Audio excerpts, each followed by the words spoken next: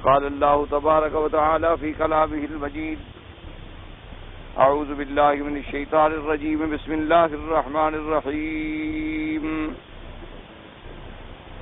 ألم تر كيف فعل ربك بأصحاب الفيل ألم يجعل كيدهم في تضليل وأرسل عليهم طيرا أبابيل ترميهم بحجارة من سجيل فجعلهم كعصف مأكول. قال المؤلف والمفسر رحمه الله تعالى: أدام النفع بعلومه وعلومكم في الدارين آمين. إلى أن قال ابن اسحاق: ثم أرسل عبد المطلب حلقة الباب ثم خرجوا إلى رؤوس الجبال. اب مفسر رحمۃ اللہ علیہ سورۃ الفیل کے بارے میں واقعہ اصحاب الفیل کا تفصیل کے ساتھ ذکر فرما رہے ہیں کہ عبد المطلب جب وہاں سے واپس آئے تو اس نے آ کر اللہ تبارک و تعالیٰ کے گھر کے دروازے کا حلقہ جو ہے یعنی کنڈا جو ہے پکڑ کر اللہ تبارک و تعالیٰ سے دعا کی، اور اس کے ساتھ باقی قریش کے لوگ بھی تھے کہ یا اللہ اس گھر کی حفاظت آپ خود فرمائیں۔ اصل بات یہ تھی کہ مکے کے لوگ چونکہ مشرک تھے، مشرک کا معنی یہی ہوتا ہے کہ اللہ کو بھی مانتے تھے اور اللہ کے ساتھ شریک بھی بناتے تھے۔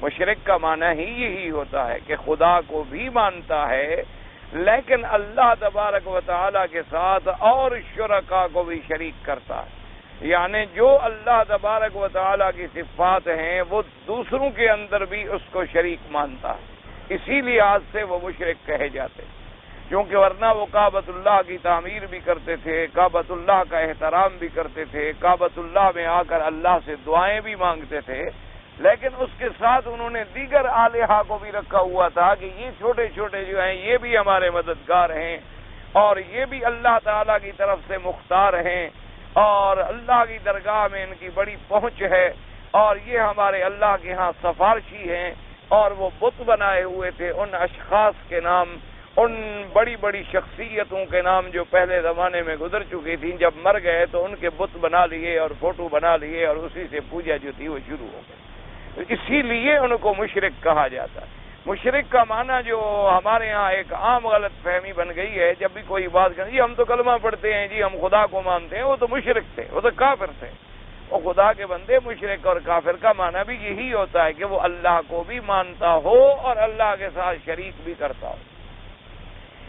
اب اس کے بعد انہوں نے حضور صلی اللہ علیہ وسلم کا بھی انکار کیا، اللہ کے پاک نبی کی نبوت اور رسالت کا بھی انکار کیا، انہوں نے اللہ تبارک و تعالیٰ کی کتاب کا بھی انکار کیا، انہوں نے اللہ کے ملائکہ کو اللہ تبارک و تعالیٰ کی بیٹیاں بنا ڈالا، جیسے یہود نے حضرت عزیر کو خدا کا بیٹا بنا ڈالا اور نصرانیوں نے حضرت عیسیٰ علیہ السلام کو خدا کا بیٹا کہہ ڈالا۔ تو اسی طرح مشرکین مکہ نے بھی اللہ کے فرشتوں کو اللہ کی بیٹیاں بنا دیا۔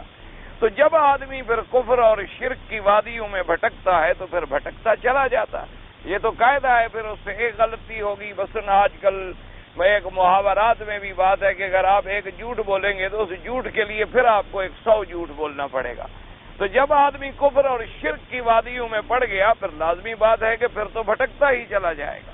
اگر آج بھی کوئی مسلمان یعنی اللہ تبارک و تعالیٰ کا کلمہ بھی پڑھتا ہو، نماز بھی پڑھتا ہو، روزہ بھی رکھتا ہو، حج بھی کرتا ہو، لیکن اللہ تبارک و تعالیٰ کے سوا غیروں کی نظر، نیاز، منت، سور، پکار اور غیروں کو حاجت روا، مشکل کشا مانتا ہو تو اس کے بھی مشرک ہونے میں کوئی شبہ نہیں، وہ بھی مشرک ہی تصور ہوگا، اس کو بھی آپ ایمان والا نہیں کہیں۔ اس لیے ہمیشہ اللہ تبارک و تعالیٰ سے دعا کیا کریں کہ اللہ پاک ہمیں آپ کو ہر کلمے پڑھنے والے کو شرک سے بچائے۔ حضور صلی اللہ علیہ وسلم نے فرمایا کہ شرک ایسی بڑی چیز ہے، آپ نے فرمایا اخفا من دبیب النمل، کہ یہ جو چیونٹی چلتی ہے نا زمین پہ اس کی آواز کبھی آپ نے سنی ہے؟ اس کے چلنے کے فرمایا اس سے بھی باریک ترین راستوں سے شرک اندر داخل ہو جاتا، یعنی جیسے اس کا پتہ نہیں چلتا اسی طرح آدمی کو پتہ چلتا ہے کہ میں تو جناب بڑی اچھا کام کر رہا ہوں، میں تو بزرگوں کی مزار پہ جاتا ہوں جناب، پھول چڑھاتا ہوں، بزرگوں کا احترام کرتا ہوں، ان کی قبروں کا طواف کرتا ہوں، ان کے جا کے نظر نیاز منتیں چڑھاتا ہوں، بڑا خوش ہو رہا ہے کہ میں تو بڑا اچھا کام کر رہا ہوں کہ یہ اللہ کے مقبول بندے ہیں اور میں ان کا احترام کر رہا ہوں۔ اور اسی احترام میں بڑھتے بڑھتے پھر وہ شرک پہ پہنچ جاتا ہے. پھر وہ براہ راست ان کو پکارتا ہے کہ آپ میری مدد فرمائیں، آپ مجھے بچہ دے دیں، اور آپ ہی میرے حاجت روا ہیں، آپ ہی میرے مشکل کشا ہیں. پھر ان کو غائبانہ حاجات میں بھی پکارتا ہے. کہیں دور بیٹھا ہوا ہو پھر بھی یہ سمجھتا ہے کہ میری یہ پکار میرا شیخ، میرا پیر، میرا مرشد زندہ ہے یا قبر میں ہے، وہ سن رہا ہے اور میری مشکلات کو حل کرے گا. جب یہ عقیدہ بن جاتی یہی شرک ہوتا. اللہ تبارک و تعالی ہر مسلمان کو شرک سے محفوظ رکھے. تو بہرحال وہ دعا مانگتا رہا، اور دعا مانگنے کے بعد اس نے اللہ کے کعبے کا دروازہ چھوڑا اور لوگوں سے بھی کہا کہ بھئی پہاڑوں کی چوٹیوں پہ چڑھ جاؤ، کہ اب ہم ابرہہ کے لشکر کا مقابلہ تو کر نہیں سکتے ہیں، اب اس کا حل یہی ہے کہ ہم پہاڑوں پہ چلے جائیں. وذكر مقاتل بن سليمان أنهم تركوا عند البيت 100 بدرة مقلدة لعل بعض الجيش ينال منها شيئا بغير حق فينتقم الله منهم. اب انہوں نے مقاتل ابن سلیمان نے ایک اور بات بھی لکھی ہے. انہوں نے کہا کہ انہوں نے یہ بھی کیا کہ اپنے گھر یعنی اللہ کے کعبہ شریف کے قریب میں انہوں نے 100 اونٹ جو ہے وہ بھی وہاں چھوڑ دیا، وہاں باندھ کے کھڑا کر دیا. اور ان کا مکے والوں کا مقصد کیا تھا کہ جب لشکر والے آئیں گے تو لازمی بات ہے کہ جن کو اللہ کے کعبے کا شرم نہیں ہے، اللہ کے کعبے کا حیا نہیں ہے، تو وہ ان جانوروں کو بھی پکڑیں گے، ان کو بھی لوٹ مار کریں گے. تو اس وجہ سے شاید اللہ تبارک و تعالیٰ کا غضب ان پہ فوراً آ جائے. تو ان کا مقصد یہ تھا کہ اللہ کے حرم کے اندر اگر کوئی لوٹ مار کرے گا، تو اگر کوئی چوری کرے گا، اگر کوئی ڈاکہ زنی کرے گا تو اللہ معاف نہیں کرے گا. یعنی کافر بھی یہ سمجھتے تھے. اور آج مسلمان کا جیب کاٹتا ہے، مسلمان کا گلا کاٹتا ہے.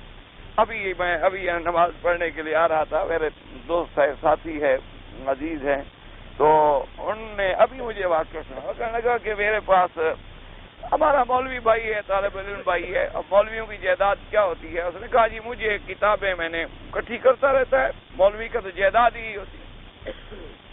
تو اس نے کہا کہ میں نے کچھ کتابیں جو تھیں وہ صندوقوں میں یعنی بند کر کے گھر کے پیچھے جگہ تھی خالی، وہاں رکھ دی کہ بھئی کرایہ دار ہیں اور جب حج پہ اٹھیں گے تو کتابوں کا اٹھانا اور لے جانا اور منتقل کرنا بڑا مشکل ہوگا. تو اللہ رحمت کرے، بہرحال اس میں کوئی داخل ہوا اور اس کے بعد جناب وہ صندوق لے گیا. اس نے سمجھا بڑا کو مال دولت ہے جو چھپا کے رکھا ہوا ہے. جب گھر لے گیا ہوگا تو قرآن حدیث ہے، اور کیا کرے گا بدبخت، نہ تو وہ پڑھنا جانتا ہوگا، نہ اس کے کسی کام کی ہوں گی، یا وہ پھینک ڈالے گا ظالم. تو بہرحال یعنی ہمیں اتنا بھی لحاظ نہیں ہے اللہ کے گھر میں. اللہ کے گھر میں رہتے ہوئے، اللہ تبارک و تعالیٰ کے گھروں کے اندر، اللہ کے کعبے میں رہتے ہوئے کسی کے گھر میں جانا، چوری کر لینا، یعنی کافر بھی یہ سمجھتے تھے کہ اگر ایسا کریں گے تو اللہ ان کو پکڑ لے گا.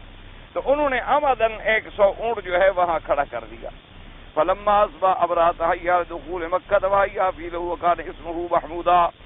اب جناب جب صبح ہوئی یعنی دوسرے دن، تو اس کے بعد ابرہہ نے تیاری کی اور اپنے لشکر کو تیار کیا تاکہ مکہ کے اندر داخل ہوں. وحیّا فی لہ، اور اپنے اس ہاتھی کو بھی تیار کیا جو سب سے بڑا طاقتور ہاتھی تھا جس کا نام تھا محمود. جیشہ فلما وجہ الفیل وبک، اور اس کے بعد اپنے لشکر کو بھی متوجہ کیا. فلما وجہ الفیل نحو مکہ اقبل نفیل بن حبیب حتی قام الى جنبہ ثم اخذ باذنہ وقال ابرک محمود وارجع راشدا من حیث جئت فانک فی بلد اللہ الحرام. ثم ارسل اذنه فبرك الفيل وخرج نفيل بن حبيب يشتد حتى اصعد في الجبل وضرب الفيل ليقوم فابى وضربوا في راسه بالتبرزين. اب اس کے بعد جب انہوں نے ہاتھیوں کو تیار کیا اور مکہ شریف کی طرف متوجہ کیا، تو نفیل ابن حبیب جو ان کے پاس وہ بیچارہ قید میں تھا، وہ آیا اور اس نے ہاتھی کے قریب کھڑے ہو کر اس کے کان کو پکڑا اور اس کے کان میں کہا کہ ابرک محمود، محمود ہاتھی کا نام تھا، کہ بیٹھ جاؤ ورجے راشدن، جہاں سے تم آئے ہو ادھر ہی لوٹ جاؤ. تمہیں پتہ نہیں انک فی بلد اللہ الحرام، تو اللہ کے اس شہر میں ہے جس کو اللہ نے حرمت والا بنایا، جس کو اللہ نے عزت والا بنایا ہے، جس میں اللہ نے ظلم اور زیادتی کو حرام کر دیا ہے، جس میں اللہ نے شکار کو حرام کر دیا ہے، کسی جانور کو بھگانے کو حرام کر دیا ہے. اللہ فرماتا ہے حرم کے اندر جانور کو بھی نقصان نہ پہنچاؤ اور ہم بندوں کو پہنچائیں. اللہ تبارک و تعالیٰ سے دعا کرو اللہ ہمیں ہدایت. اللہ تبارک و تعالی ہماری اصلاح فرما دیں، اللہ تبارک و تعالی قادر ہیں۔ تو کہتے ہیں کہ انہوں نے اس کو کہا، اس کے بعد اس کے کان کو چھوڑ دیا اور ہاتھی جو تھا بس سنتا گیا اور بیٹھ گیا، اور نفیل ابن حبیب جو تھا اس نے یہ بات کہی اور اس کے بعد بھاگ کے ایک پہاڑ پہ چڑھ گیا۔ وضرب الفیل لیقوم بابا وضربوا فراسه بالتبرزین، اب انہوں نے ہاتھی کو مارا تھا لیکن ہاتھی اٹھنے کا نام نہیں لیتا، ہاتھی بیٹھ گیا، جانور ہے لیکن بیٹھ گیا۔ اب وہ تبرزین کہتے ہیں لوہے کے گرز بنے ہوتے ہیں جس سے ہاتھیوں کو مارا جاتا ہے، تو انہوں نے وہ دو یعنی شاخوں والے گرز جو تھے وہ اس کو ہاتھی کو مارے۔ وادخلوا مہاجن لهم فی مراکہ، اس کے چمڑے کے اندر، اس کے گوشت کے اندر، اس کے جو آگے سے بنے ہوئے تھے اس کے تیز دھار آلہ اس کو داخل کر دیا۔ فنزعوه بآل یعقوب، پھر اس کو کھینچا کے اٹھے لیکن نہ اٹھا۔ فوجهوه راجعا الى اليمن فقام يحرول، اس کے بعد انہوں نے اس کا رخ پھیرا کہ یمن کی طرف تو اٹھ کے وہ چلنے لگ گیا۔ فوجهه الى الشام فقام يحرول، اس کا رخ پھیرا شام کی طرف تو ہاتھی چلنے لگ گیا۔ ففعل مثل ذلك وجهه الى المشرق ففعل مثل ذلك، اب مشرق کی جانب پھیرا تو پھر بھی ہاتھی چلنے لگ گیا۔ فوجهه الى مکہ، پھر اس کو پھیرا مکے کی طرف، فبرکا، پھر ہاتھی بیٹھ گیا۔ جب مکے کی طرف پھیرے تو وہ بیٹھ جائے، اٹھے ہی، اور مکہ مکرمہ کے علاوہ اگر ادھر ادھر پھیرے تو پھر وہ چل پڑے۔ اور اس کے بعد کہتے ہیں ارسل اللہ علیہم طیرا من البحر امثال الخطاطیف والبلسان، اللہ تبارک و تعالی نے ان کے اوپر پرندے بھیجے، اور وہ پرندے ایسے تھے جیسے خطاطیف عربی میں کہتے ہیں، وہ بھی ایک پرندے کا نام ہے، بلسان بھی ایک پرندے کا نام ہے، کبوتر سے چھوٹا ہوتا ہے اور چڑیا سے بڑا ہوتا ہے۔ اور اس کے بعد فرماتے ہیں ما کل طائر منها ثلاثه احجار يحملها، ہر پرندہ جو ہے اس کے پاس تین پتھر تھے، ایک اس نے چونچ اپنی میں پکڑ رکھا تھا اور ایک اس پنجے میں، ایک دوسرے پنجے میں پکڑ رکھا تھا۔ حجر فی منقارہ وحجران فی رجلیہ امثال الحمص والعدس لا يصيب منهم احد الا هلك وليس كلهم اصابت وخرجوا هاربين يبتدرون الطريق ويسألون عن نفيل يدلهم على الطريق هذا ونفيل على راس الجبل ما قريش وعرب الحجاز ينظرون ماذا انزل الله بأصحاب الفيل من النقمة وجعل نفيل يقول أين البفر والإله الطالب فالأشرم المغلوب ليس الغالب۔ اب اللہ تبارک و تعالی نے جب پرندے بھیجے، ایک پتھر ان کی چونچ میں تھا اور دو پتھر جو تھے ان کے پاؤں یعنی پنجوں میں تھے، اور وہ پتھر کتنے بڑے تھے؟ مثل امثال الحمص والعدس، جیسے چنا ہوتا ہے یا دال ہوتی ہے، یعنی اتنے چنے تھے، اتنے بڑے، اور جس کے اوپر بھی وہ ڈالتے وہ اسی وقت ہلاک و برباد ہو جاتا۔ اب مفسر فرماتی ہیں کہ سب کو تو نہیں لگے، یعنی جن جن کے اوپر پڑے وہ ہلاک ہو گئے اور باقی بھاگنے لگے۔ اب جب بھاگنے لگے تو انہوں نے کہا بھی وہ نفیل کو ڈھونڈو، ہمیں راستہ تو دکھائے کہاں سے بھاگیں، اب تو راستہ بھاگنے کے وقت راستہ بھی نہیں ملتا نا جی۔ اور نفیل جو ہے وہ تو پہاڑ پہ چڑھ گیا تھا، اور وہاں پہاڑ پہ کچھ قریش کے لوگ بھی چڑھے ہوئے تھے، اور وہاں وہ کھڑے تھے کہ اللہ تبارک و تعالی نے اصحاب فیل پہ اپنا کیسا عذاب نازل فرمایا ہے۔ تو نفیل ابن حبیب جو تھا وہاں کھڑے یہ شعر پڑھ رہا تھا، این المفر والالہ الطالب، کہ تم کہاں بھاگ رہے ہو، تمہیں پکڑنے والا بندہ تو نہیں، خدا پکڑنے والا ہے، تو جب کسی کو خدا پکڑے تو وہی بھاگ سکتا ہے۔ اور اس کے بعد والاشرم المغلوب لیس الغالب، کہ اے ناک اور کان کٹے ہوئے تم نے مغلوب ہی ہونا ہے، تم غالب نہیں آ سکتے اللہ کے کعبے پر، کیونکہ وہ ابرہہ جو تھا اس کو تلوار لگی تھی تو ناک اور اس کا ہونٹ جو تھا کٹا ہوا تھا، اس لیے اس کو ابرہۃ الاشرم کہا جاتا تھا۔ تو اس نے اس کے بعد کہا کہ این المفر، جب اللہ کا عذاب آ جائے تو پھر مفر کس کو مل سکتا ہے؟ کون ہے جو اللہ کے عذاب سے بھاگ جائے؟ این المفر والالہ الطالب والاشرم المغلوب لیس الغالب، وہ کیسے اللہ کے سزا؟ قال ابن ساکن وقال نفر فی ذلك ایضا علی حجیت عناء ودینا نعمناکم من علی الاصباح عینا ودینة لو رأیت ولا تریه لدى جنب المحصب ما رأینا اذن لعذرتنی وحمدت امری ولم تعص على ما فات بینا حمدت اللہ اذا ابصرت طیرا مخرجات تلقى علینا وکل القوم تصل والنفیر کعنا علی للجیشان دینا۔ اب مفسر رحمت اللہ علیہ فرماتے ہیں کہ اس نے یہ قصیدہ بھی کہا کہ آپ نے دیکھا نہیں ہے کہ کتنی اللہ تبارک و تعالی نے ہمیں اپنی عنایات اور اپنا دین عطا فرمایا اور کتنی اپنی نعمتیں عطا فرمائیں۔ میں نے جو محسب کی جانب میں دیکھا ہے، اگر تم دیکھتے تم مجھے معذور سمجھتے اور تم کہتے کہ میں نے جو کچھ کیا ٹھیک کیا کہ میں ان کے ساتھ نہیں ملا۔ کہتا ہے حمدت اللہ اذ ابصرت طیرا، جب میں نے وہ لشکر آتا ہوا دیکھا پرندوں کا تو میں نے اللہ کا شکر ادا کیا، اور میں اس بات سے بھی ڈر گیا کہ کہیں ایسا نہ ہو کہ وہ پتھر میرے اوپر بھی گر جائیں۔ فَكُلُّ الْقَوْمِ تَسْأَلُ عَن نُفَيْلٍ، اور ان کے ساری فوج جو ہے بھاگ بھاگ کے پوچھ رہی تھی کہ نفیل کہاں گیا، ابھی نفیل کہاں گیا، ہمیں راستہ دکھائے، میرے اوپر تمہارا کوئی قرضہ تھا کہ میں تمہیں راستہ دکھانے کے لیے آتا۔ یعنی اس کو تو پھر جوش چڑھا ہوا تھا نا اللہ تبارک و تعالیٰ کا جب عذاب اس نے دیکھا۔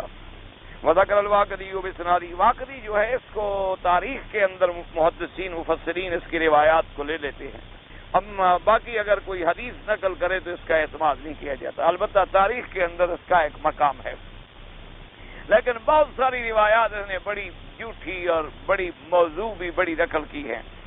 کہتے ہیں وذکر الواقدی بسنادی انہم لما تعمعوا لدخول الحرم وحیعوا الفیل جعلوا لا يصرفون إلى جهة من سائر الجهات إلا ذهب فيها فإذا وجهوا إلى الحرم ربز وصاح وجعل أبراد يعمل على صائص الفيل وينهروا ويضربوا ليقر الفيل دخول الحرم وتار الفضل في ذلك۔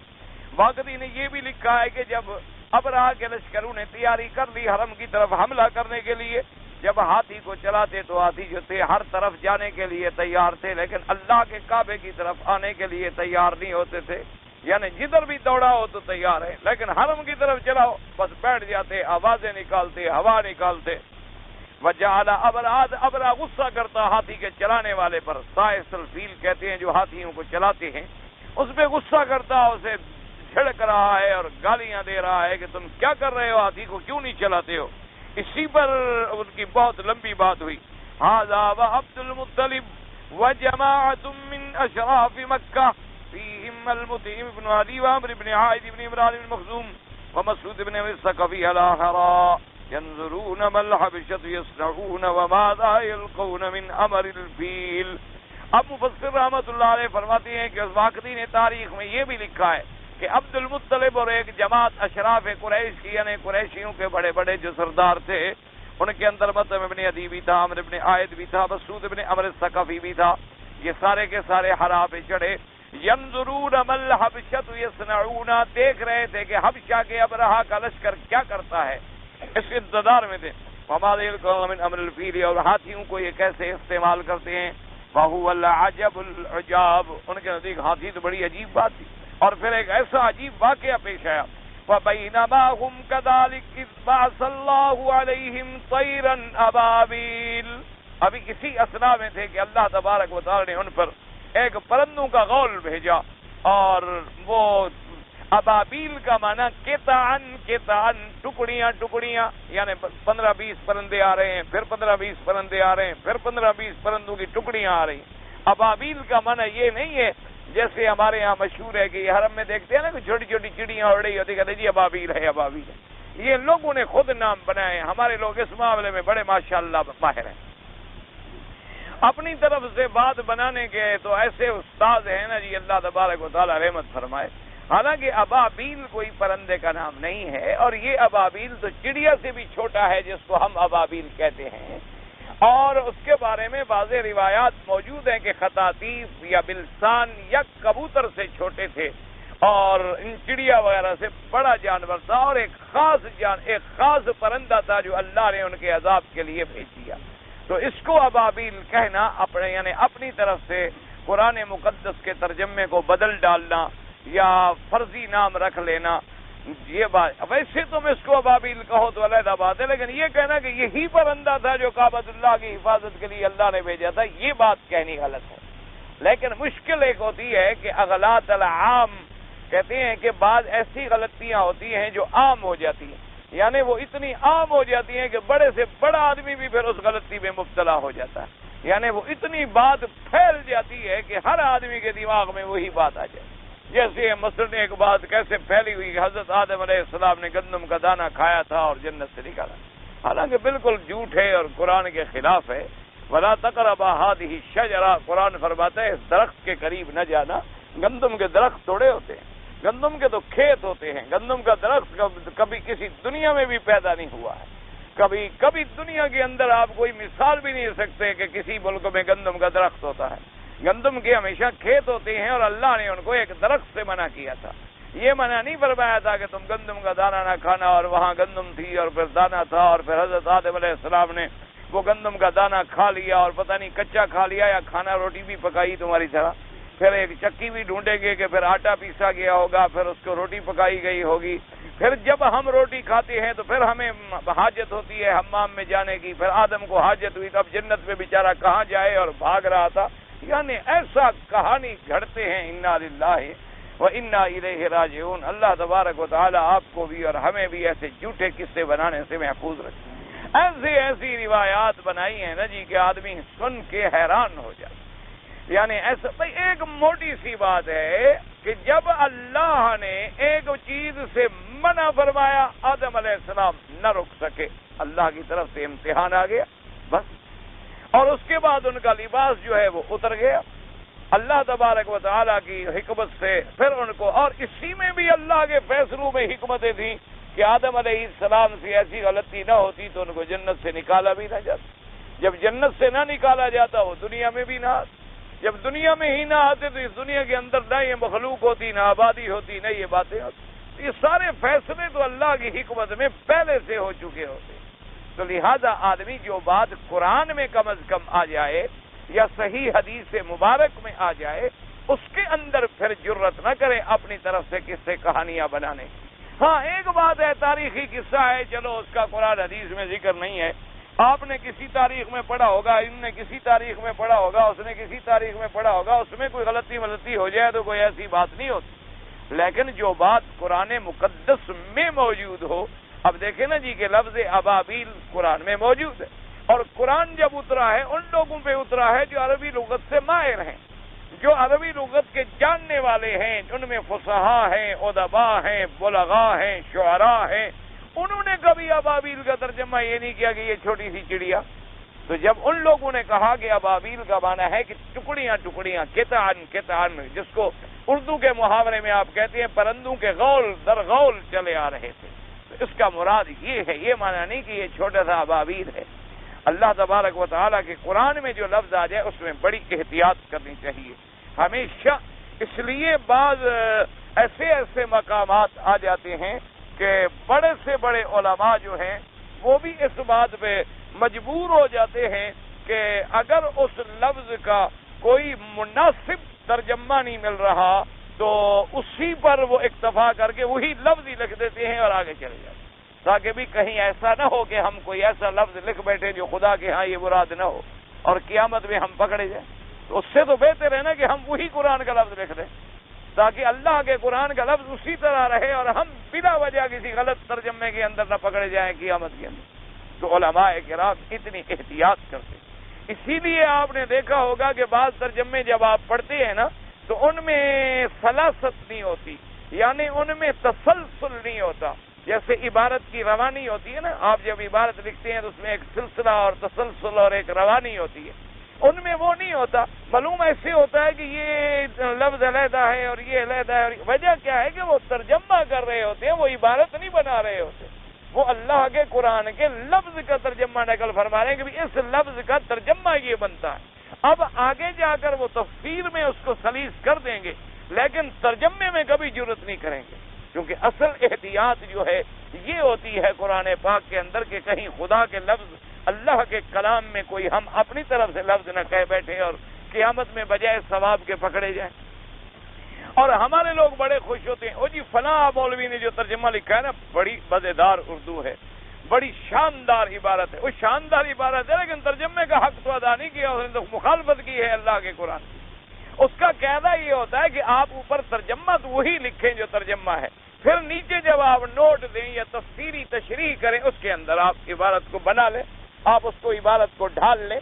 اس لیے ہمیشہ یاد رکھیں کہ کبھی اسی لیے حضرات صحابہ رضوان اللہ علیہم اجمعین نے کبھی ایسی بات کی، جیسے کہ تفسیر کے طور پر جب زنا کی حدود آئی تو حضرت عمر رضی اللہ تعالیٰ عنہ نے فرمایا، حالانکہ وہ قرآن کی جز نہیں تھی، بعض لوگ کہتے ہیں کہ قرآن کی آیت تھی اور منسوخ ہو گئی، حالانکہ راجح قول یہ ہے کہ وہ قرآن کی آیت نہیں تھی اور نہ ہی وہ منسوخ ہوئی ہے. اللہ تبارک و تعالیٰ نے ایک حکم جو ہے وہ وحی جلی سے ثابت کیا اور ایک حکم جو ہے وہ وحی خفی یعنی سنت رسول اللہ سے ثابت کیا. تو اس میں جب لفظ آیا تو تفسیر میں حضور نے فرمایا تھا کہ الشیخ والشیخۃ اذا زنیا فرجموہما البتۃ نکالا من اللہ. حضرت عمر رضی اللہ تعالی عنہ فجلس علی منبر رسول اللہ صلی اللہ علیہ وسلم، حضور کے ممبر پہ حضرت عمر کھڑے ہوئے، انہوں نے خطبہ پڑھا اور خطبہ پڑھنے کے بعد فرمایا کہ لوگوں ایک وقت آئے گا کہ لوگ رجم کا انکار کریں گے کہ اگر شادی شدہ مرد اور عورت زنا کریں تو ان کو پتھر مار مار کے مار دیا جائے، اس کو سنسار کرنے کا انکار کریں گے. لیکن دیکھ لو اللہ کے پاک نبی نے بھی رجم فرمایا اور ہم نے بھی رجم کیا.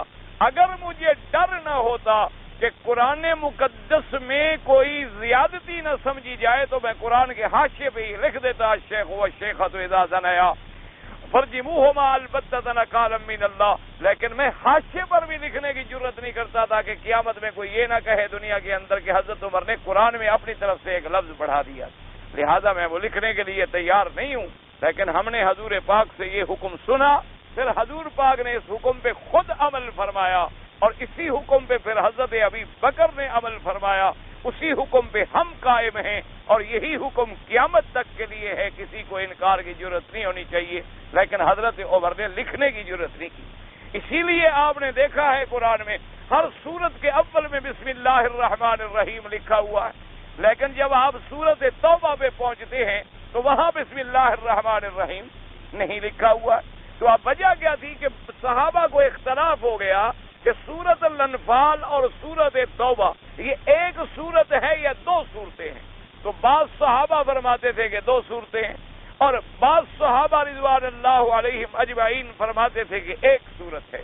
تو لہذا حضرت عثمان رضی اللہ تعالی عنہ نے صحابہ کو جمع کیا، قراء کو جمع کیا اور حکم دیا کہ سورت الانفال لکھ کر آگے سورت براء علیحدہ لکھو، لیکن درمیان میں بسم اللہ کا فاصلہ نہ کرو.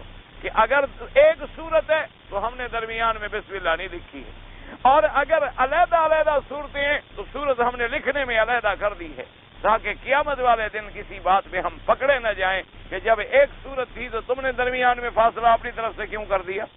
اتنی احتیاط ہوتی ہے اللہ کے قرآن میں. اسی لیے ہمیشہ یاد رکھا کریں کہ اور پھر قرآن کا ترجمہ کرنا جو ہے یہ بہت بڑا مشکل کام ہے. صرف ان کو نصیب ہوتا ہے جن کو اللہ توفیق عطا فرمائے. اللہ تبارک و تعالی اپنی طرف سے توفیق عطا فرمائے، ورنہ قرآن مقدس کا ویسے بھی ایک قاعدہ ہے، یاد رکھو. علماء نے لکھا ہے کہ یہ ایک تو اللہ کا کلام ہے، دوسرا ایک دفعہ اگر کسی چیز کا ترجمہ آپ کر دیں پھر ترجمے کا ترجمہ کرنا بڑا مشکل ہوتا ہے. یہ ہمیشہ کہتے ہیں. یعنی ایک تو ہوتا ہے نا اصل کلام کا ترجمہ، ایک ہوتا ہے کہ اصل کلام کا ترجمہ تو ہو چکا، پھر آپ نے ترجمے کا ترجمہ کرنا ہے تو وہ بڑا مشکل ہوتا ہے. تو نے کہا یہ اللہ کا کلام بھی ہے اور اللہ نے مثلا خبر دی کہ آدم علیہ السلام نے یہ کہا، نوح علیہ السلام نے یہ کہا، ان کی قوم نے یہ کہا، تو ان کے واقعات کو اللہ نے اپنے کلام مبارک میں نقل فرمایا. تو گویا کہ ان کی بات کو اللہ تبارک و تعالی نے اپنی کلام میں اور لسان عربی مبین میں نازل فرما دیا. تو گویا ایک ترجمہ تو پہلے ہو گیا. تو اب اس ترجمے کا جب ہم ترجمہ کریں گے تو بہت بڑا مشکل کام ہے. تو اس لیے ہمیشہ اس کے اندر بڑی احتیاط کی ضرورت ہوتی ہے. اسی لیے آپ دیکھیں گے جیسے وہ ایک اعلیٰ حضرت کا ترجمہ ہے قرآن کا، تو اس میں آپ جہاں بھی لفظ دیکھیں گے مثلا نبی کا لفظ آ جائے گا اور انبیاء کا لفظ آ جائے گا تو وہ وہاں ترجمہ کریں گے اے غیب کی خبر دینے والے. وہاں وہ ترجمہ کریں گے جہاں بھی نبی کا خبر آئے گا یا لفظ آئے گا انبیاء تو وہ کہے گا اے غیب کی خبر دینے والوں یا اے غیب کی خبر دینے والوں. کیونکہ نبی کا معنی خبر دینے والا. چلو نبی نبا سے ہے، اگر خبر دینے والا ٹھیک ہے، لیکن غیب کی خبر دینے والے کا غیب کے لفظ کس بات کا ترجمہ کیا گیا؟ تو اب اپنی طرف سے قرآن میں ترجمہ کر ڈالا. اللہ تبارک و تعالی رحمت فرمائے. اسی لیے پوری دنیا کی علماء امت نے اس ترجمے پہ قدغن لگا دی کہ تم تو اپنی طرف سے ایک ترجمہ بڑھا رہے ہو. جو لفظ قرآن میں موجود زیادہ سے زیادہ نبی کا ترجمہ تم کہہ سکتے ہو کہ خبر دینے والا. اب وہ خبر جو اللہ ان کو دیں گے ٹھیک ہے، لیکن ترجمہ تو اتنا ہوگا خبر دینے والا. ایک ہے غیب کی خبر دینے والا، تو غیب کی یہ کس بات کا ترجمہ ہے؟ یہ لفظ نبی کا ترجمہ تو ہو نہیں سکتا. نبی کا ترجمہ تو ہے مطلق خبر دینے والا. اب وہ خبر بھی کیا ہوتی ہے جو اللہ نے دی، اچھا وہ خبر چاہے 1 منٹ کے لیے بعض مغیبات ہیں جو اللہ نے نبی کو خبر دی اور نبی پاک نے ہمیں خبر دے دی، لیکن ہم ترجمے میں تو یہ نہیں کہہ سکتے، ترجمے میں اپنی طرف سے یہ اضافہ نہیں کر سکتے ہیں۔ تو اسی لیے اللہ تبارک و تعالیٰ رحمت فرمائے، جیسے انہوں نے ایاک نعبد و ایاک نستعین میں ٹھوکر کھائی، اللہ تبارک و تعالیٰ کی توحید کے بجائے نعوذ باللہ ثم نعوذ باللہ ایسا ترجمہ کر ڈالا کہ لوگوں کو بدعات اور شرک کے اندر گھسنے کا موقع مل جائے۔ اسی طریقے سے بعض لوگوں نے بر رفعہ اللہ الیہ، اس پہ ٹھوکر کھائی کہ اللہ نے عیسیٰ علیہ السلام کو حقیقتاً نہیں اٹھایا بلکہ اللہ نے ان کا مرتبہ بلند فرما دیا، اللہ تبارک و تعالیٰ نے ان کی شان اونچی کر دی، ورنہ یہ نہیں کہ واقعتاً عیسیٰ علیہ السلام کو اوپر اٹھایا گیا ہو۔ اور پھر اس پہ عقلی دلائل باندھے کہ جی اگر عیسیٰ علیہ السلام کو اوپر اٹھایا گیا تو وہ کھاتے کہاں سے ہیں، پیتے کہاں سے ہیں، اور پھر آخر وہ بشر ہیں، حمام کہاں جاتے ہیں، اوپر تو جنت ہے اور جنت کے اندر تو یہ چیزیں ہوں گی نہیں، اور پھر عقلی تومار باندھتے چلے گئے، نتیجہ کیا نکلا کہ وہ صحیح راستے سے اور صحیح محجہ سے ہٹ گئے۔ وجہ کیا تھی؟ ایک تو قواعد کا پتہ نہیں تھا، لغت عربی کے اندر مہارت نہیں تھی کہ جی لفظ رفع جہاں آئے آگے دیکھو صلہ اس کا کیا ہے، صلہ اس کا کیا آ رہا ہے، صلہ اس کا الہ ہے، صلہ اس کا الا ہے، کیا لفظ ہے، پھر اس کے مطابق ترجمہ ہوگا۔ اور پھر جب لفظ آ رہا ہے ما قتلوہ، اللہ نے فرمایا اس کو وہ قتل نہیں کر سکے، نہ ان کو وہ پھانسی دے سکے، بالکل عیسیٰ علیہ السلام زندہ رہے، بل رفعہ اللہ الیہ، تو اللہ تبارک و تعالی نے ان کو اپنی طرف اٹھا لی۔ اچھا اب اس کا ترجمہ چلو ہم بھی مان لیتے کہ جی شان بلند ہو گیا، آپ نے فرمایا کہ عیسیٰ علیہ السلام لینزلن عیسیٰ ابن مریم، عیسیٰ آسمانوں سے اتریں گے، عیسیٰ آسمانوں سے اتریں گے اور زمین میں آئیں گے اور 40 سال تک رہیں گے، اور عیسیٰ علیہ السلام یقتل الدجال، دجال کو بھی قتل کریں گے، وہ یکسر الصلیب، صلیب کو بھی توڑیں گے، وہ یضع الجزیہ، اور جزیے کو بھی ختم کریں گے، وہ یملأ، اور پوری دنیا کو عدل و انصاف سے بھر دیں گے، پھر ان کی شادی بھی ہوگی، ثم یموت، پھر موت بھی آئے گی، ثم یدفن فی روضۃ النبی صلی اللہ علیہ وسلم، پھر وہ دفن ہوں گے حضور پاک کے روضے میں۔ تو اب جب ہم رفع اور نزول کو لے لیں گے تو بات سمجھ آ گئی کہ باقی حقیقتاً ان کو آسمانوں کی طرف اٹھایا گیا۔ اور دوسرا قاعدہ یہ ہوتا ہے کہ رفعہ اللہ الیہ، رفع کے بعد الہ ہو تو وہ حقیقی رفع ہوتی۔ ان کو دھوکہ یہ لگ گیا، انہوں نے کہا جی یہ لفظ قرآن میں آیا ہے وَرَفَعْنَاهُ مَكَانًا عَلِيًّا، قرآن میں آیا ہے وَرَفَعْنَا لَكَ ذِكْرَكَ، کہ حضور ہم نے آپ کے شان کو بلند کر دیا، کہ جہاں اللہ کا نام لیا جائے گا وہاں حضور کا نام بھی لیا جائے گا، اور اللہ تبارک و تعالیٰ نے آپ کے اسی لیے اچھا وہ یہ نہ سمجھ سکا کہ رفع کا صلہ الہ ہے یا رفع کا صلہ لام ہے، وہاں ہے رفعنا لک، وہاں ہے رفعہ اللہ الیہ، تو آسمان زمین کا فرق ہے۔ اس لیے ایسی باتیں جو ہیں نا ان لوگوں سے پھر ہو جاتی، جیسے آگے ورفعنا فوقہم الطور، کہ ہم نے ان کے اوپر پہاڑ طور کو اٹھا کے معلق کر دیا۔ انہوں نے کہا جی یہ نہیں ہے کہ طور اٹھایا گیا، بلکہ ایسے گمان ہوتا تھا کہ گویا یہ پہاڑ ہم پہ آ پڑے گا، یعنی حقیقتاً پہاڑ نہیں اٹھایا گیا بلکہ ایسا ہو گیا کہ ان پر دہشت ایسی طاری کر دی گئی کہ انہوں نے یہ سمجھا کہ گویا ہم پر پہاڑ آ پڑے گا، یعنی وہ حقیقی رفع نہیں تھی۔ حالانکہ یہ نہیں سمجھے جب رفع آ جائے پھر فوق کا لفظ آ جائے کہ رفعنا فوقہم، رفعنا کا معنی اونچا کیا، پھر فوق ان کے اوپر کا کیا معنی؟ اس لیے جب اللہ پاک نے رفع کے بعد فوق کا لفظ لگا دیا جس نے دلالت کی کہ حقیقتاً پہاڑ کو اٹھا کے ان کے اوپر معلق کر دیا گیا، یہ نہیں کہ ان کے دماغ میں ایک بات ڈال دی گئی کہ گویا وہ یہ سمجھیں۔ اور وجہ کیا ہے کہ جی لوگ کیسے مانیں گے کہ پہاڑ کو اٹھا لیا جائے؟ پہاڑ کو تم اٹھا رہے ہو یا میں اٹھا رہا ہوں؟ اٹھانے والا بھی تو وہی ہے جو بنانے والا ہے۔ اگر وہ قیامت کے اندر اس کو روئی کی دھون کی طرح بنا کے اڑا دیں گے تو ایک پہاڑ کا اٹھا لینا کیا؟ اگر ہم اس کا انکار کریں گے پھر نتیجہ کیا نکلے گا؟ پھر لوط کی بستیوں کا انکار پڑے گا کہ بھی جبریل علیہ السلام نے پھر بستیاں کیسے اٹھا لی؟ بس یہ ویسے ہلاک ہو گئی، یہ تھوڑا ہے کہ حقیقتاً بستیوں کو اٹھا لیا گیا۔ تو ایک جگہ جب آپ غلطی کریں گے پورے قرآن میں آپ ٹھوکریں کھاتے چلے جائیں۔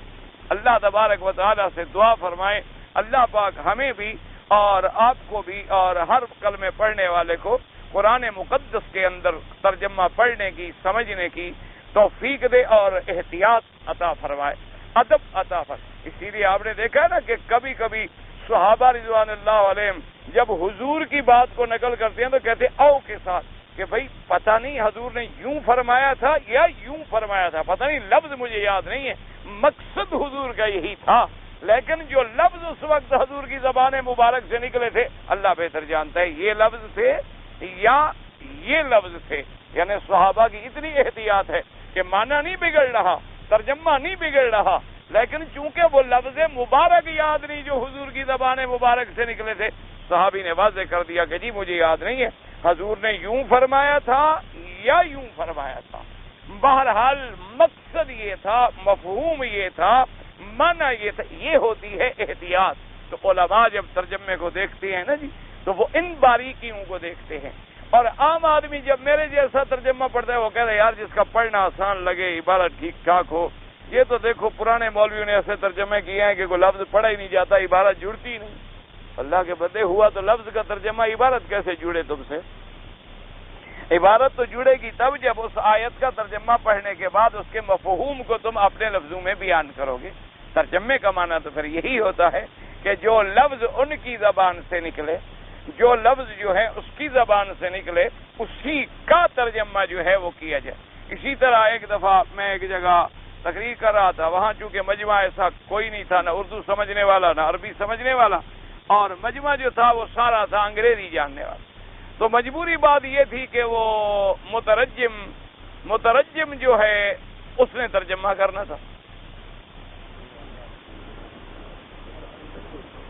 میں جب تقریر کرتا مثلا میں 5 منٹ یا 2 منٹ کے لیے ایک بات کہہ بیٹھتا، پھر وہ ترجمہ کرتا بیچارہ انگریزی میں، پھر وہ ترجمہ ختم کرتا تو پھر میں اپنی بات کہتا، پھر مترجم ترجمہ کرتا۔ کیوں آگے سمجھنے والے جو انگریز ہیں بیچارے انگریزی بولنے والے تو مسلمان بھائی تھے، ہم سے زیادہ بہتر مسلمان تھے، تو وہ زبان نہیں جانتے تھے غریب ہماری، تو اس لیے حل کوئی نہیں تھا ماں سوا ترجمے کے۔ تو ایک دفعہ جب میں نے تقریر میں کہا کہ ہم حضور صلی اللہ علیہ وسلم کے نقش قدم پہ چلیں گے، آپ کے ہر قدم پر ہم اتباع کریں گے، تو اس کا ترجمہ اس نے یہ کیا انگریزی میں کہ ہم حضور کے ہر قدم پہ اپنا پیشانی جو ہے سجدہ کریں گے اور سر ڈال دیں گے۔ اس نے اس کا ترجمہ جو ہے اپنی طرف سے یہ کیا۔ میں نے اس کو کہا، میں نے کہا آپ نے ترجمہ غلط کیا ہے۔ اس کے بعد وہ ذرا ٹھیک ہو گیا کہ اچھا یہ تو سمجھ رہے ہیں میرے ترجمے کو۔ نے کبھی یہ تو میں نے نہیں کہا کہ وہی put the head on the feet of the Muhammad صلی اللہ علیہ وسلم، میں نے یہ کہا ہے آپ کو؟ تم کیسی بات کر رہے ہیں؟ عجیب بات ہے، میں کچھ کہہ رہا ہوں تم ترجمہ آپ کر رہے ہو اپنی طرف سے۔ تم ترجمہ وہ کرو انسانوں کی طرح جو بات میں کہہ رہا ہوں، اس کی بات تو پھر یہ آ جائے گی ان کے دماغ میں، تو پھر یہی بات بیٹھ گئی اگر حضور کے قدم پہ سجدہ جائز ہے تو پھر ہر نبی کے قدم پہ سجدہ جائز، اگر ہر نبی کے قدم پہ سجدہ جائز ہے تو پھر علماء بھی نبی کے وارث ہوتے ہیں، پھر ان کا بھی سجدہ جائز ہے، پھر اولیاء کا بھی جائز ہے، پھر قبروں کا بھی جائز ہے۔ میری تو ساری تقریر کا ایک لفظ میں تم نے ستیہ ناش کر دی۔ اچھا تم ترجمہ کر رہے ہو میرا شریف آدمی، تو اس کے بعد خیر وہ پھر ٹھیک ہوگا۔ حالانکہ وہ ترجمے کرنے والا اپنا آدمی تھا، بہت بڑا علامہ ہے، 13 زبانوں میں وہ بول سکتا ہے، لکھ سکتا ہے، پڑھ سکتا ہے، ترجمہ کر سکتا ہے، اور عقیدے میں بھی بڑا پکا موحد ہے۔ بس وہ جوش خطابت میں آگے ایک اس نے جملہ کہہ دیا، تو اس کے بعد اس نے کہا کہ بھئی ٹھیک ہے، اب چونکہ مولوی صاحب میرے ترجمے پر بھی پکڑ کر رہے ہیں تو لہذا آئندہ میں صرف ترجمہ کروں گا، اپنی طرف سے کوئی لفظ نہیں کروں گا۔ تو بہرحال پھر وہ ترجمہ تو ترجمہ کرنا بڑا مشکل ہو جاتا ہے، یعنی حالانکہ وہ خود نہیں چاہتا تھا یہ بات، وہ خود بہت بڑا علامہ ہے، میرے جیسے کئی طالب علم پڑھا ڈالے، وہ اتنا بڑا عالم ہے وہ ماشاءاللہ۔ علامہ عبدالرزاق معروف آدمی ہے، اور وہ جناب ماشاءاللہ کئی زبانوں کا خطیب ہے اور کئی زبانوں کا وہ ماہر ہے، اور کئی زبانیں بولنا اور لکھنا جانتا ہے ماشاءاللہ، اور بڑی بڑی زبانوں پہ اسے فرینچ پہ، انگلش پہ، زولو پہ، اردو پہ، پنجابی پہ، عربی پہ، فارسی پہ، رشین پہ، ان سب زبانوں پہ عبور ہے ماشاءاللہ اسے، اور پھر پکا موحد ہے، ہمارا ساتھی ہے، ہمارا دوست ہے، لیکن بس ایک رو خطابت میں آگے ایک ترجمہ وہ کر گیا۔ جب کر گیا تو اگر فوراً نہ ٹوک دیا جاتا تو وہی کیسٹ پوری دنیا میں جاتا، اور وہ ایسی جگہ تھی اللہ معاف فرمائے، ہمیں تو پتہ نہیں تھا وہ پتہ نہیں کیا کیا کیسٹ بنا رہے تھے، ہمیں تو لوگوں نے بعد میں بتلایا کہ جی آپ کا دیش، میں نے کہا یہ اچھی بات ہے، بھی اللہ کے گھر کو بھی تم لوگوں نے فلم بنا ڈالا۔ خدا کا خوف کرتے تو مجھے پہلے بتا دیتے تو میں اس کا بھی علاج کر سکتا تھا. کہ جی آپ کو پتہ ہی نہیں تھا, ہم نے تو ایسی جگہ انتظام کیا. میں نے کہا خدا کے بندے, میں اگر خود اپنا رومال یوں کر کے بیٹھ جائے تم کیا کر دیتے؟ کیا کر رہے تھے؟ میرا چہرہ تو نہیں دیکھ سکتے تھے نا, پھر تمہاری مرضی جس کی بناتے پھرو. میں اپنا رومال آگے کھینچ لیتا, بس بات ختم ہو جاتی. تو بہرحال یہ ہے کہ ترجمے میں ہمیشہ یاد رکھو, اور خاص طور پر قرآن کے ترجمے, خاص طور پر جہاں کوئی لفظ آ جائے مبارک میرے نبی پاک کی زبان مبارک, وہاں کبھی جرت نہ کیا کرو. نہ آئے ترجمہ چھوڑ دو, وہ جگہ چھوڑ دو, وہ لفظ چھوڑ دو, اور آئندہ کے لیے اس کو کسی عالم سے پوچھ لو, نشان لگا لو, بعد میں وضاحت کر لو, بعد میں کسی اور عالم سے مراجعت کر لو, لیکن اپنی طرف سے کبھی جرت نہ کرو. کیونکہ جو لفظ ہے, جو کلام ہے میرے اللہ کا, اس میں کیسے کوئی اپنی طرف سے زیادتی کمی پیشی کر سکتا. تو اس لیے جناب بہرحال وہ فرماتے ہیں کہ اللہ تبارک و تعالی نے کہا جی اب آ گیا کہ پیلے رنگ کے تھے, دون الحمام, کبوتر سے چھوٹے تھے, وَأَرْجُلُهَا حُمُرٌ, اور ان کے پاؤں جو تھے وہ سرخ تھے, وَمَعَ كُلِّ طَائِرٍ ثَلَاثَةُ أَحْجَارٍ, اور تین پتھر تھے, وَجَاءَتْ وَحَلَّقَتْ عَلَيْهِمْ وَارْسَلَتْ تِلْكَ الْأَحْجَارَ عَلَيْهِمْ فَهَلَكُوا, اور وہ جب آئے تو اوپر ان کے حلقہ بنا کے کھڑے ہو گئے, اور ایک ایک کے اوپر جو تھے وہ پتھر برساتے رہے. وقال محمد بن اسحاق جاؤ بفیلین, انہوں نے کہا اما محمود فربز اما الاخر فشجع فاصب.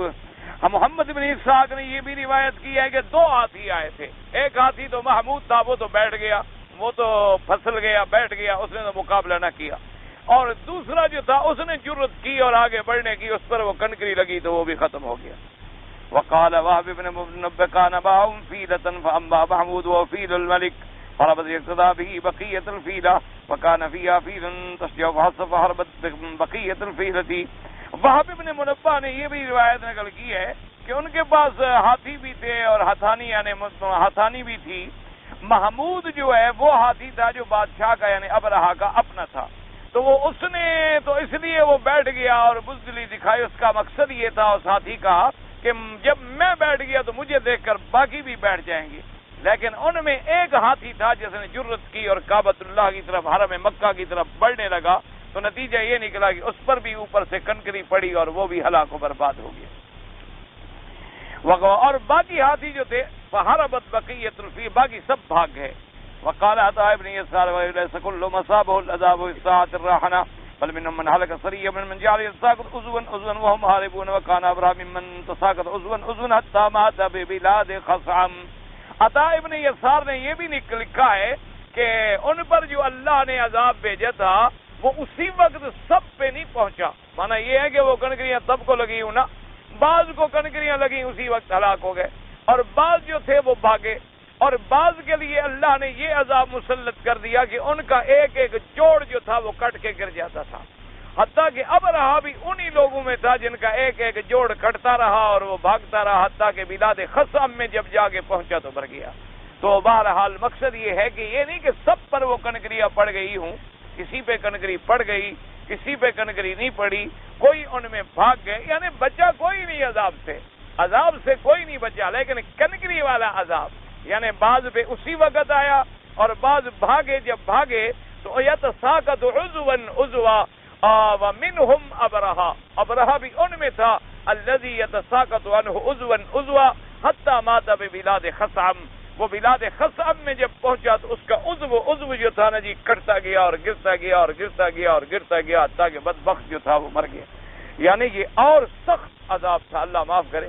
ایک دفعہ موت آئی, آ گئی, جان چھوٹ گئی, لیکن یہ ہے نا جی کہ آدمی تڑپ تڑپ کے گھسٹ کے ٹکڑے ٹکڑے ٹکڑے ٹکڑے ہو کے مرتا رہے, تو یہ تو پھر کئی موتوں کا سامنا کرنا پڑتا ہے. اللہ تبارک و تعالی معاف فرما. قال ابن اسحاق وقال يتساقطون بكل طريق يلقون على كل من هل وصيب ابراه في جسده وخرجوا به معهم يسقط انملة حتى قدموا به صنعاء وهو مثل فرق الطائر فما مات حتى انصدع صدره عن قلبه فيما يزعمون. ابن اسحاق نے یہ بھی لکھا ہے کہ جب وہ بھاگے اور دوڑے وہاں سے تو گرتے گئے, کوئی اس راستے پہ مرا پڑا ہے, کوئی اس گھاٹی پہ مرا پڑا ہے, اور ابرہا جو تھا اس کے جسد میں ایسی اللہ نے بیماری ڈال دی کہ ایک ایک جوڑ اس کا گرنے لگا. جب وہ صنعاء میں جا پہنچا ایسے ہو گیا جیسے کسی پرندے کا بچہ ہوتا ہے نا جس کے پر نہ ہوں. جیسے پرندے کا بچہ جب پیدا ہوتا ہے نا جی نہیں اس کے اوپر پر تو نہیں ہوتے نا، ایسے معلوم ہوتا ہے گوشت کا ایک لوتھڑا ووتھڑا ہے، تو ایسے بچ گیا. حتیٰ کہ ایسا ہوا کہ اس کا یہ سینہ بھی پھٹ گیا اور دل بھی باہر نکل پڑا، اور اس کے بعد اس کی موت آ گئی اسی حالت میں. وذكر مقاتل بن سليمان أن قريشا نصابوا مالا جزيلا من نصابهم وما كان معهم وأن عبد المطلب أصاب يومئذ من الذهب ما ملأ حفرة. اب کہتے ہیں مقاتل بن سلیمان کہ جب ان پر اللہ کا عذاب آیا اور وہ بھاگے، اب بھاگے تو اب پھر آپ کسی کو مال کا ہوش کہاں تھا، تو قریش کو اتنا بڑا مال ملا کہ عبد المطلب نے تو ایک بہت بڑا گڑھا جو تھا وہ سونے کا بھر لیا، یعنی اتنا سونا بھی اٹھا کے لیا. وہ تو سب کو چھوڑ کے بھاگ گئے تھا. وہ تو جب بھاگے تو اپنا مال بتا چکے، وہ تو بڑے جوش میں آیا تھا اور بادشاہ تھا اور اتنا بڑا لشکر لے کے آیا تھا، تو لازمی بات ہے کہ ایسی چیزیں بھی وہ ساتھ لائے ہوں گے. تو اس کا نتیجہ یہ نکلا، یعنی قریش کو گھر بیٹھے ہوئے اللہ تبارک و تعالیٰ کے گھر کی حفاظت بھی ہو گئی اور مال غنیمت میں اتنا بڑا مال ملا کہ عبد المطلب نے ایک حفرہ جو ہے وہ بھر لیا سونے کا.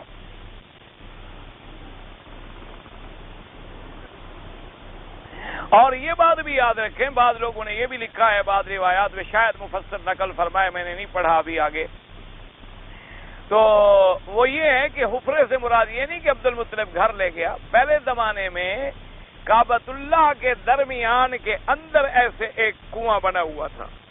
کعبۃ اللہ کے اندر یعنی داخل جب ہوتے ہیں نا تو اندر ایک کنواں بنایا گیا تھا.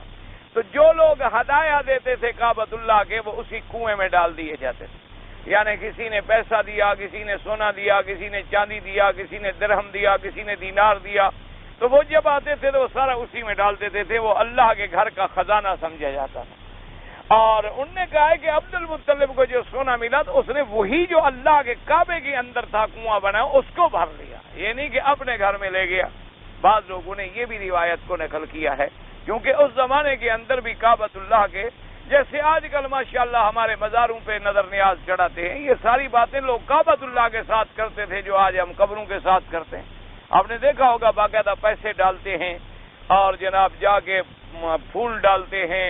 بعض عورتیں بیچاری اپنے گلوں کے سونے کے چاندی کے زیور اتار کے قبروں پہ ڈال دیتی ہیں اور چیزیں ڈال دیتی ہیں. تو یہ اللہ معاف فرمائے سارے رسوم ہیں، کیونکہ قرآن میں آپ نے پڑھا ہے نا کہ شیطان نے کہا تھا کہ میرا اللہ آپ نے مجھے گم کردہ راہ بنا دیا اور مجھے ملعون مطرود کر دیا، لیکن تیرے بندوں کو میں ہر طرف سے گمراہ کروں گا. جو کام تیرے کعبے کے لیے ہوگا ان سے قبروں کے لیے کرواؤں گا.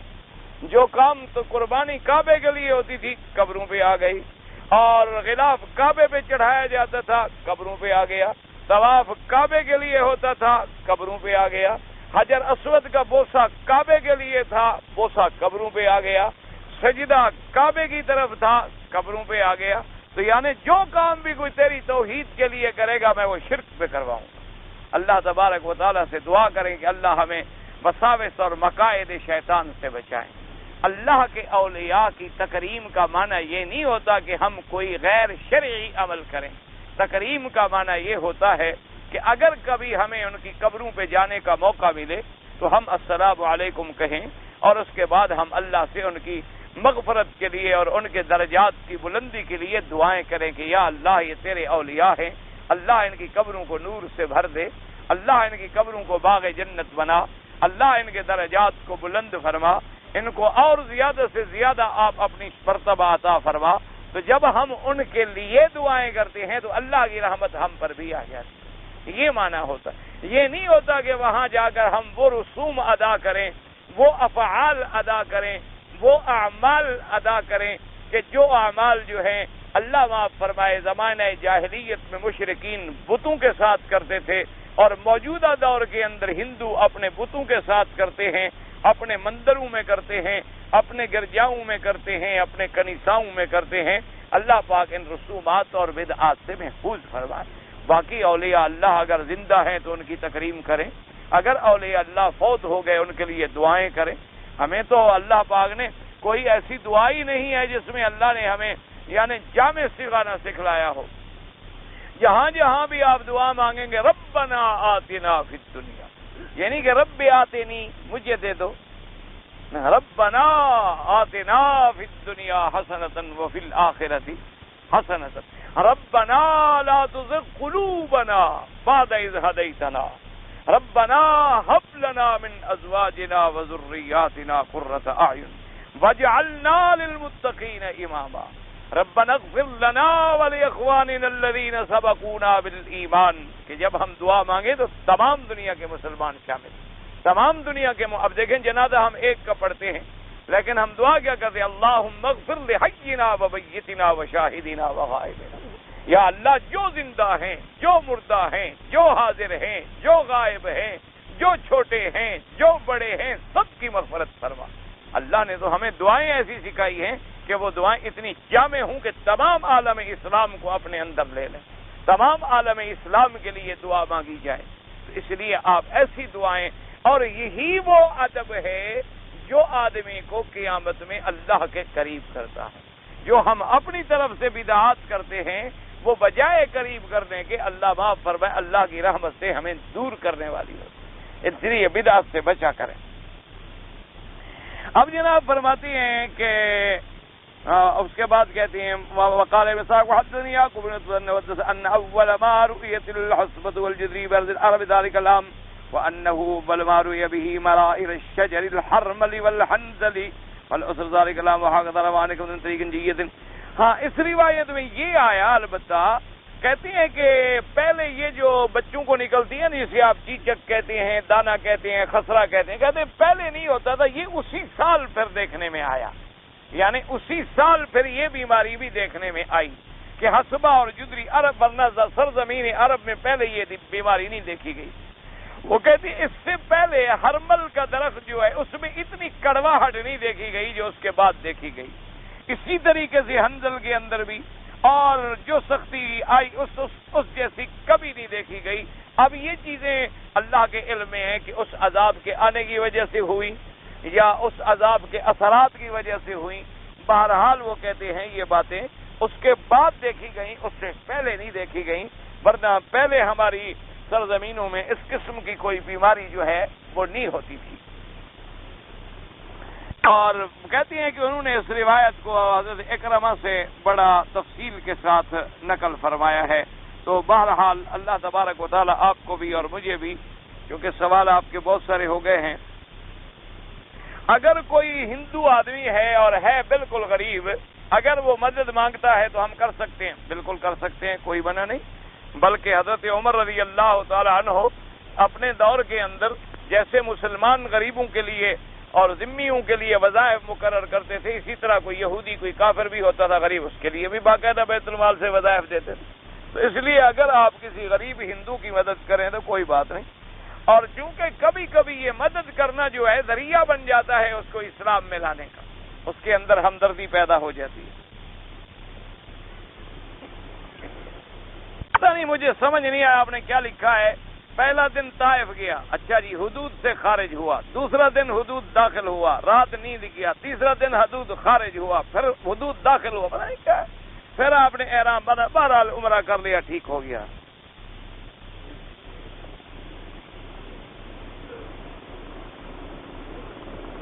الکحل کیا ہے؟ الکحل شراب کی کوئی قسم ہے. الکحل جو ہے یہ آپ ڈاکٹر کسی سے پوچھیں تو آپ کو سمجھا سکیں گے. الکحل جو ہے جیسے سپرٹ ہوتا ہے، اس کے اندر ہوتی ہے وہ مادہ، اور وہ مادہ جو ہے پلیت ہے. صدق اللہ العظیم قرآن کے بعد پڑھنا جو ہے بہرحال کسی حدیث میں ثابت نہیں ہے، اس میں تو کوئی شک نہیں کہ اللہ نے سچ کہا.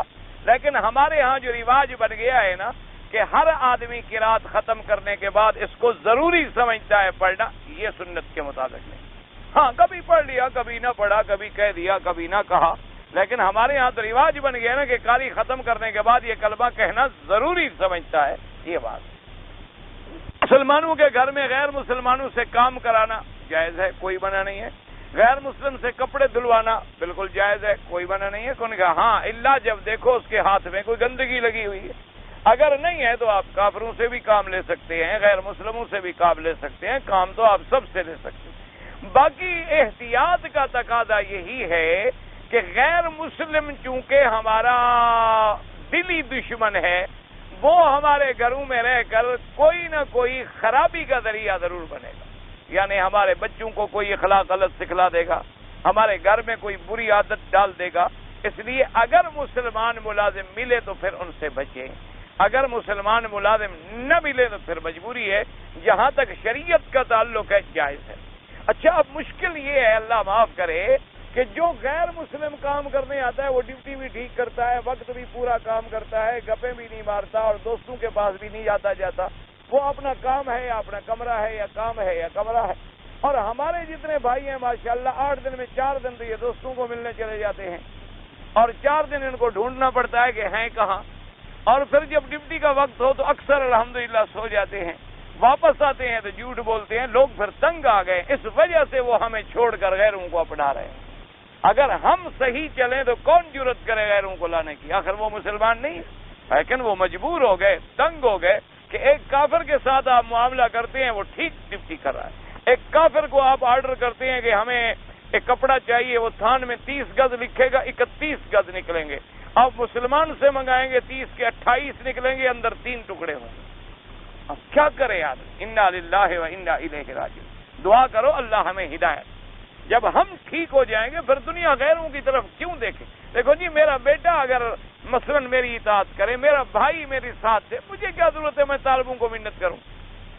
اگر وہ میری مدد نہیں کریں گے تو مجبوری ہے کہ میں طالبوں سے کہوں گا کہ بھائی میری کتاب گھر پہنچا دو، مجھے گھر چھوڑاؤ، مجھے بھائی گاڑی پہ گھر تک لے چلو، میرا بھائی مصلح لے آنا.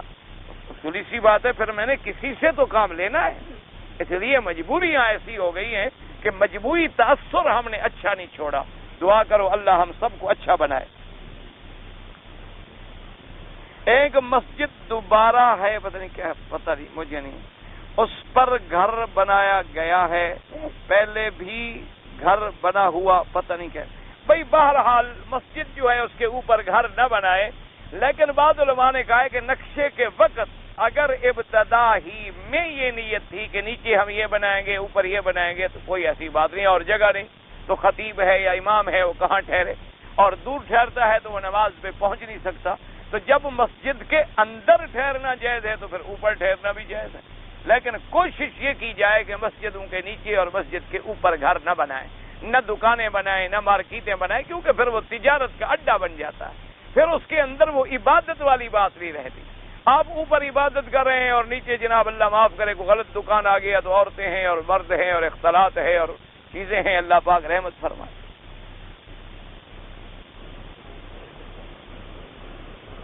ایک مولوی ہے، لوگوں کو حرم میں اکٹھا کر کے ختم پڑھواتا ہے اور پیسے لیتا ہے. قیامت میں اللہ کو جواب دے گا. یہاں بھی کسی کو پتہ لگ گیا انشاءاللہ یہاں بھی اس کو مسئلہ سمجھا دیں گے، کیونکہ یہاں تو اللہ کا فضل ہے، اہل توحید ہیں، وہ ایسی بدعتیں برداشت نہیں کر سکتے. اور ایسی باتیں نہ کیا کرو کہ اللہ کے قرآن کو پڑھاؤ اور پیسے لو. انا للہ و انا الیہ راجعون. بھائی کہ اگر ہم کہیں کہ فلاں آدمی نے اپنے دور میں یہ سب غیبت ہے، غیبت سے بچیں. کسی کے بارے میں بھی ہو. حضور صلی اللہ علیہ وسلم کا جنازہ ہے، جنازہ پڑھا گیا، 10 صحابہ کمرے میں داخل ہوتے تھے اور جنازہ پڑھتے تھے. بی بی حضرت فاطمہ اپنی وراثت کا حصہ لینے کے لیے دربار میں گئی. ہاں بالکل گئی. حضرت ابو بکر صدیق سے مطالبہ کیا اور یہی تو ہماری دلیل ہے کہ بی بی صاحبہ نے حضرت ابو بکر کو خلیفہ تسلیم کیا. اگر آپ عدالت کو تسلیم نہ کریں تو کبھی درخواست دیتے ہیں؟ آپ درخواست تب دیں گے جب عدالت کو عدالت تسلیم کریں گے. پہلا تو مسئلہ ہمارا یہ ثابت ہو گیا کہ حضرت ابو بکر خلیفہ حق تھے. اگر وہ خلیفہ نہ ہوتے تو بی بی صاحبہ درخواست ہی نہ دیتی. اب دوسری بات یہ ہے کہ درخواست جب دی تو حضرت ابی بکر نے صرف اتنی کہا کہ آپ کے ابا کی یہ حدیث ہے کہ انبیاء کا کوئی ورثہ نہیں ہوتا، انبیاء کا مال اگر کوئی ہو تو وہ صدقہ اور خیرات ہوتا ہے. یہ آپ کے ابا کا فرمان ہے، آگے آپ جانیں. تو بی بی صاحبہ اس کے بعد خاموش ہو گئی جب حدیث مل گئی. حضور صلی اللہ علیہ وسلم کا سینہ مبارک چاک ہوا. ہاں بالکل ہوا، 1 دفعہ نہیں 2 دفعہ ہوا. 1 دفعہ آپ ابھی بی بی حلیمہ کے گھر میں تھے اور 1 دفعہ جب معراج پہ تشریف لے جانے سے پہلے. حضور پاک کا ایک نکاح تھوڑا ہوا ہے، کئی نکاح ہوئے. میں نے ایک یتیم لڑکی پالی ہوئی ہے اور میرا بیٹا اور لڑکی ایک دوسرے کو بھائی بہن سمجھتے ہیں. میں ان کی شادی کرنا چاہتا ہوں. بالکل کر دیں، کوئی بات نہیں. زبانی کلامی بھائی بہن کہنے سے کیا ہوتا ہے؟ اصل حقیقی بہن بھائی سے نکاح حرام ہے. یا اکٹھا دودھ پیا ہو تو تب حرام ہے، ورنہ آدمی ایک گھر میں رہتا ہے تو لازمی بات ہے جب تک نکاح نہیں ہوگا تو دوسری لڑکی ہماری بہن ہی ہے نا، چھوٹی ہوگی تو بیٹی ہے، برابر ہوگی تو بہن ہے، بڑی ہوگی تو ماں ہے، کیونکہ ہم اسی لفظ سے ہی کسی لڑکی کو مخاطب کریں گے۔ اب اگر وہ دونوں شادی کرنا چاہتے ہیں، لڑکی کوئی اور ہے، تمہارا لڑکا اور ہے، صرف تم نے لڑکی کو پالا پوسا ہے، ورنہ لڑکی تمہاری تو نہیں ہے، لڑکی تو کسی کی ہے، اس کا نکاح جائز۔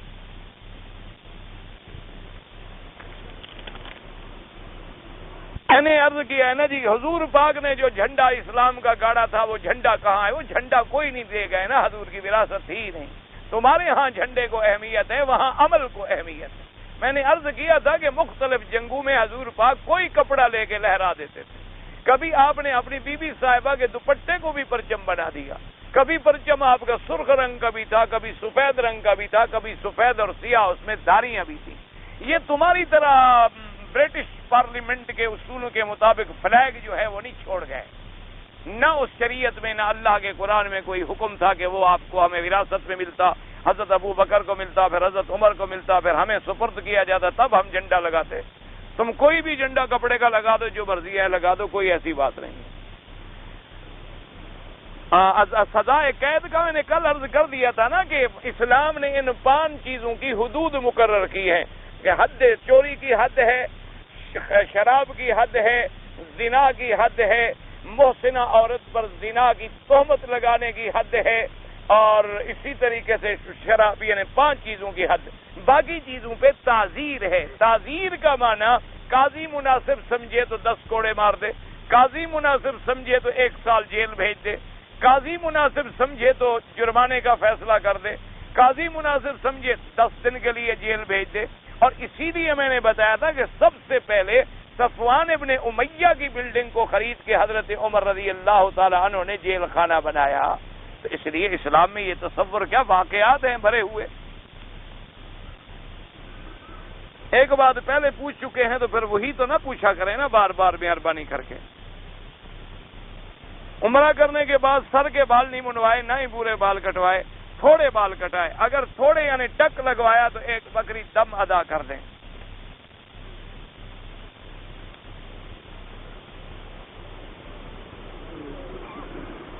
ہم یہاں کام کرتے ہیں، ہم مدینہ منورہ گئے اور واپسی پہ عمرہ نہیں کیا۔ امام ابو حنیفہ رحمۃ اللہ علیہ کے نزدیک آپ عمرہ بھی قضا کریں اور 1 دم بھی ادا کریں۔ باقی امام یہ فرماتے ہیں کہ اگر تمہاری نیت زیارت اور عبادت تھی پھر تو لازمی ہے کہ عمرہ بھی قضا کرو اور دم بھی دے دو۔ اگر تم کوئی نوکری شوکری اور ڈیوٹی پہ گئے تھے تو پھر کوئی حرج نہیں۔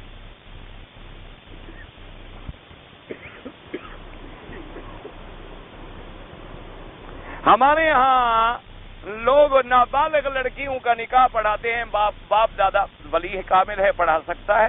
اگر باپ پڑھا دے نکاح تو باپ کو ولایت ہے، وہ پڑھا سکتا ہے، نکاح بالکل صحیح ہو جاتا ہے۔ لڑکی بالغ ہونے کے بعد انکار کرتی ہے، باقاعدہ عدالت میں درخواست دے کے خلو حاصل کر لے۔